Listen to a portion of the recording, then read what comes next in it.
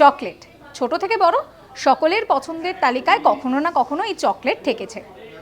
এই চকলেট আমরা জানি যে চকলেটের জন্য চকলেট ডে আছে, ভ্যালেন্টাইন উইকে চকলেট ডে সেলিব্রেট করা হয়, কিন্তু জানেন বিশ্বের ইতিহাস বলছে যে চকলেটের জন্য আরও একটা দিন ধার্য করা আছে, যে দিনটাকে বলা হচ্ছে যে বিশ্ব চকলেট দিবস। হ্যাঁ, বিভিন্ন দিবসের মতো কিন্তু চকলেট দিবসও রয়েছে। সেটা দিনটা কবে না, এই দিনটা হচ্ছে 7ই জুলাই।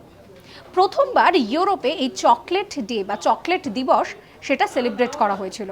সময়টা কিন্তু বেশ অনেকটা আগে, প্রায় 1550 সেই সময় পর্বে দাঁড়িয়ে কিন্তু এই চকলেট ডে এই সেলিব্রেশনটা হয় ইউরোপে।